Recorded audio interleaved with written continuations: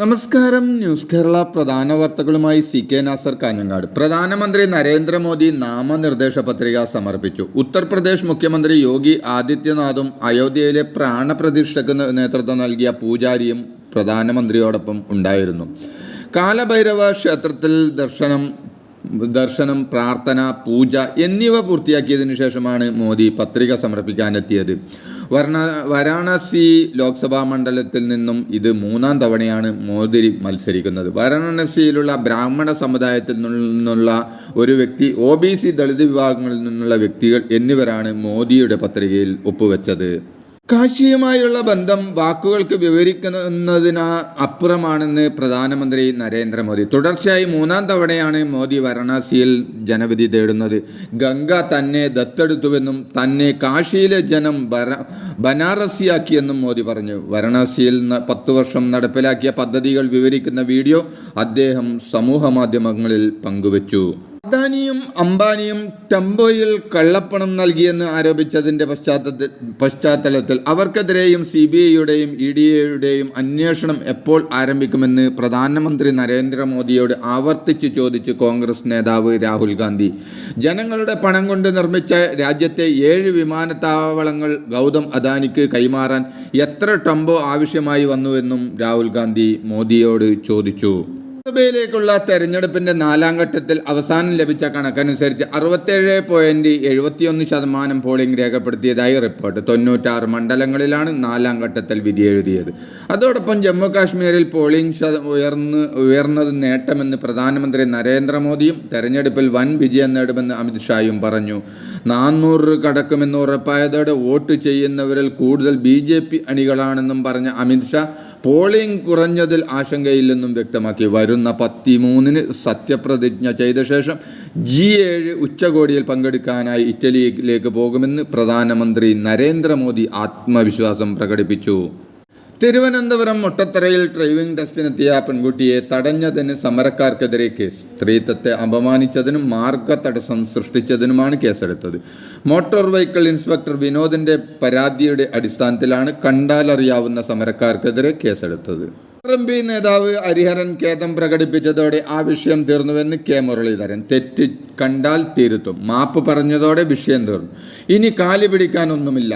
കൂടാതെ ബോംബ്, മാരകായുധം എന്നിവ കൊണ്ട് ഇനിയും CPM ഇറങ്ങിയാൽ വിപുലമായ പരിപാടി UDF സംഘടിപ്പിക്കുമെന്നും മുരളീധരൻ പറഞ്ഞു. അൻവറിന്റെ പ്രസ്താവന CPMഉം മുഖ്യമന്ത്രിയും പിന്താങ്ങിയതുപോലെ ഞങ്ങൾ ചെയ്തില്ലെന്നും അദ്ദേഹം വ്യക്തമാക്കി. പരിസ്ഥിതി പ്രവർത്തക പ്രൊഫസർ കുസുമൻ ജോസഫിന്റെ പരാതിയിൽ മാഞ്ഞൂരിലെ പ്രവാസി വ്യവസായി ഷാജിമോൻ ജോർജിനെതിരെ കേസെടുത്ത് പോലീസ്. സ്ത്രീത്വത്തെ അപമാനിച്ചു എന്നാണ് പരാതി. ഇന്നലെ ഷാജിമോൻ ജോർജിന്റെ സ്ഥാപനത്തിന് മുന്നിലെ പരിസ്ഥിതി പ്രവർത്തകരുടെ സമരം വാക്കുതർക്കത്തിലും സംഘർഷത്തിലുമാണ് കലാശിച്ചത്. പ്രൊഫസർ കുസുമൻ ജോസഫിന്റെ പരാതിയിൽ നേതൃത്വത്തിൽ എത്തിയ പരിസ്ഥിതി പ്രവർത്തകരെ ഷാജിമോൻ ജോർജും സംഘവും ചേർന്ന് തടഞ്ഞതോടെയാണ് ഇരുകൂട്ടരും തമ്മിൽ വാക്കുതർക്കം ഉണ്ടായത്. പൊന്നാനിയിൽ കടലിൽ കപ്പൽ ബോട്ടിടിച്ച് 2 പേർ മരിച്ച സംഭവത്തിൽ കോസ്റ്റൽ പോലീസ് അന്വേഷണം തുടങ്ങി. കോസ്റ്റൽ പോലീസ് കസ്റ്റഡിയിലെടുത്ത കപ്പൽ ഇന്നലെ വൈകിട്ടോടെ ഫോർട്ട് കൊച്ചി തീരത്ത് എത്തിച്ചേരുന്നു. കപ്പലിലെ ജീവനക്കാരെ ഇന്ന് ചോദ്യം ചെയ്യും. കൂടാതെ ഫോറൻസിക് സംഘവും ഇന്ന് കപ്പലിൽ പരിശോധന നടത്തും. അലക്ഷ്യമായി കപ്പൽ ഓടിച്ചതിനും മരണത്തിന് ഇടയാക്കിയതിനുമാണ് കപ്പലിലെ ജീവനക്കാർക്കെതിരെ കേസ്.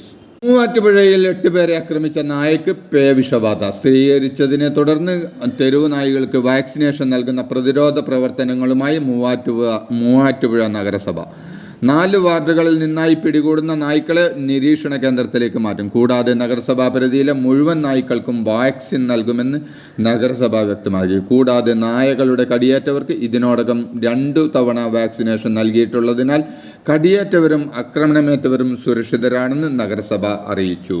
കണ്ണൂർ വിസ്മയ പാർക്കിൽ യുവതിക്ക് നേരെ ലൈംഗിക അതിക്രമം നടത്തിയതിന് പെരിയയിലെ കേന്ദ്ര സർവകലാശാല പ്രൊഫസർ ഇഫ്തിഖാർ അഹമ്മദിനെ റിമാൻഡ് ചെയ്തു.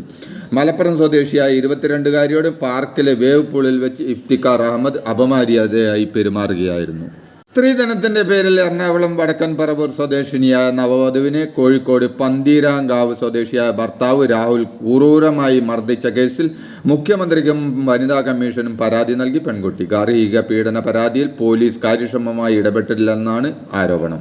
മായ വരൾച്ചയിൽ വയനാട്ടിൽ 8 കോടിയുടെ കൃഷിനാശം. ജില്ലയിലെ 26 കൃഷിഭവനുകളുടെ പരിധിയിലായി 722 ഹെക്ടറാണ് കൃഷി നശിച്ചത്. 288 ഹെക്ടർ സ്ഥലത്തെ കുരുമുളക് വള്ളികൾ കൊടും വേനലിൽ വാടിപ്പോയി. ഇതിൽ 255 ഹെക്ടർ മുള്ളംകൊല്ലി ഗ്രാമപഞ്ചായത്തിലാണ്. ചൂട് കനത്തതും വേനൽ മഴ കൃത്യമായി കിട്ടാത്തതുമാണ് കുരുമുളക് കൃഷിക്ക് തിരിച്ചടിയായത്. കരിപ്പൂരിൽ വിമാനത്താവളത്തിന്റെ ചുറ്റുമതിൽ സ്ഥാപിക്കാത്തത് മൂലം നാട്ടുകാർ ദുരിതത്തിലായി. മഴ കൂടുമ്പോൾ ഇവിടെ നിന്ന് വെള്ളം കുത്തിയൊലിച്ചെത്തി വീട്ടുപരിസരങ്ങളിലും കൃഷിയിടങ്ങളിലും കിണറുകളിലുമെല്ലാം മലിനജലം നിറയുന്ന അവസ്ഥയാണ് ഉള്ളത്. കഴിഞ്ഞ വർഷം മഴക്കാലത്ത് പൊളിഞ്ഞ മതിലിന് പകരമായി താൽക്കാലികമായി ഷീറ്റാണ് വെച്ചിരിക്കുന്നത്. സംസ്ഥാനത്ത് വരും ദിവസങ്ങളിൽ ശക്തമായ മഴയ്ക്ക് സാധ്യത. സംസ്ഥാനത്ത് ഇന്നു മുതൽ മഴ കനക്കും.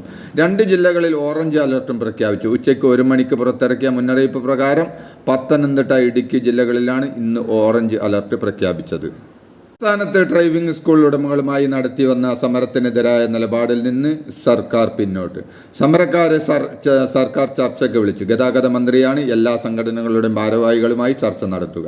ഇന്ന് 3 മണിക്ക് എല്ലാ സംഘടനാ നേതാക്കളുമായും ചർച്ച ചെയ്യാൻ തയ്യാറാണെന്ന് സർക്കാർ വൃത്തങ്ങൾ അറിയിച്ചു. പരിഷ്കരണം പിൻവലിക്കാൻ ഡ്രൈവിംഗ് സ്കൂളുകൾ നൽകിയ ഹർജി ഹൈക്കോടതി 21-ന് പരിഗണിക്കുന്നുണ്ട്. ഈ വിധിയും നിർണായകമാകും. വിദ്യാഭ്യാസത്തിന് നൽകുന്ന പ്രാധാന്യവും യോഗ്യതയും മികവുള്ള അധ്യാപക സമൂഹവും കേരളത്തിൻ്റെ പൊതുവിദ്യാഭ്യാസ രംഗത്തെ ഗുണനിലവാരമുള്ളതാക്കി മാറ്റുന്നുവെന്ന് മന്ത്രി വി ശിവൻകുട്ടി. പട്ടം ഗവൺമെൻറ് മോഡൽ ഗേൾസ് HSSൽ നടന്ന സംസ്ഥാനതല അധ്യാപക സംഗമം 2024 ഉദ്ഘാടനം ചെയ്യുകയായിരുന്നു അദ്ദേഹം. വി ശിവൻകുട്ടിക്കെതിരെ രൂക്ഷ വിമർശനവുമായി മുസ്ലിം ലീഗ്. മലപ്പുറത്ത് +1-ന് അധിക ബാച്ചുകൾ അനുവദിക്കില്ലെന്ന മന്ത്രിയുടെ നിലപാട് കണ്ണടച്ചിരുട്ടലാക്കലാണെന്ന് PK കുഞ്ഞാലിക്കുട്ടി പറഞ്ഞു. ആവശ്യങ്ങൾ വരുമ്പോൾ ശബ്ദമുയർത്തുമെന്ന് പാണക്കാട് സാദിഖ് അലി ശിഹാബ് തങ്ങളും പ്രതികരിച്ചു. സംസ്ഥാന മന്ത്രിസഭാ യോഗം ഇന്ന് ചേരും. രാവിലെ 9:30 ഓൺലൈൻ വഴിയാണ് യോഗം ചേരുക. സിംഗപ്പൂരിൽ സന്ദർശിക്കുന്ന മുഖ്യമന്ത്രി അവിടെ നിന്ന് ഓൺലൈൻ വഴി പങ്കെടുക്കും. കോഴിക്കോട് പന്തിരാകാവിൽ നവവധുവിന് ക്രൂരമായി മർദ്ദനമേറ്റ സംഭവത്തിൽ യുവതിക്ക് വനിതാ ശിശു വികസന വകുപ്പ് നിയമസഹായം ഉൾപ്പെടെ നൽകി പിന്തുണയ്ക്കുമെന്ന് മന്ത്രി വീണ ജോർജ് അറിയിച്ചു. ഇതോടെ ഇന്നത്തെ പ്രധാന വാർത്തകൾ സമാപിച്ചു. നന്ദി, നമസ്കാരം.